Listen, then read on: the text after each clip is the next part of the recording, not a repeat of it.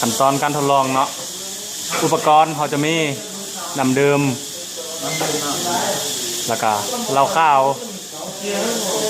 แล้วก็เครื่องวัดแทกความดันเนาะง่ายได้ที่เขาสางเองทดลองครั้งนี้ก็คือเพื่อศึกษาความดันในท้องแล้วแล้วก็เพื่อศึกษาความดันและความหนาแน่นในท้องแล้วเพื่อความเหนียวที่มีค่าคงที่เนาะขั้นตอนที่1เราจะมาศึกษาความดันแล้วก็เราจะมาวัดแทกความลึกของน้ำก็เนาะตอนเราจะมาปฏิบัติกันเขาจะวัดแทกความลึกของน้ำนี้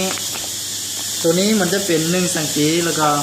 มันจะขึ้น2สังกี3สังกี4สังกีเป็นตามลำดับแต่อยู่ในนี้เขาจะสามารถเขาจะเบิ่งแจแทกแจ2สังกีแล้วก็4สังกีเนาะตัวนี้มันน้ำดีเนี่ย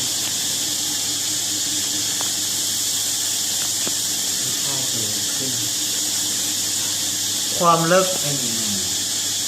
ของคอนี้จะแมน2สังกีเนาะ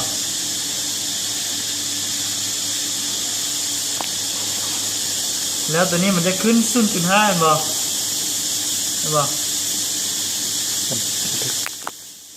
รอบวันนี้เราจะมาวัดเทคเมื่อเวลาเราจุ่มคอนี้ลงในน้ำประมาณ4สังกีเนาะตัวนี้จะเป็น4สังกีเราจะจุ่มลงแล้วเราจะสังเกตความสูงอยู่ในแมโนมิเตอร์เนาะขึ้นบ่ขึ้นเป็นอยู่1 เซนติเมตรเนาะแสดงว่าถ้าว่าเราจุ่มลง2สังกีแล้วมันจะขึ้นเป็น 0.5 บ่เลยถ้าว่าเราเพิ่มขึ้นเป็น4สังกีแล้วมันจะเพิ่มเป็นอยู่ในแมโนมิเตอร์นี้มันจะวัดได้1สังกีพอดีเนาะครับขั้นตอนที่2เนาะมันจะเข้าไปวัดแทกความดันในของแล้วก็คือเหล้าเนาะ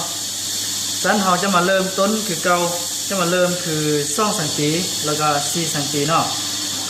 ตอนนี้เราจะเริ่มจาก2สังกีก่อนสังเกตเบิ่งแมโนมิเตอร์เนาะสังเกตเบิ่งอยู่นี่เนาะขึ้นไปเลยแสดงว่ามันจะขึ้นเป็นอยู่ 0.3 เนาะ0.3บ่เลยวันนี้เราเอาเข้าไปอีกเป็นระยะ4สังกีเนาะจากระยะ2สังกีไปเป็น4สังกีเราสังเกตว่ามันจะเพิ่มขึ้นเป็นอยู่ 0.6 สังกีบ่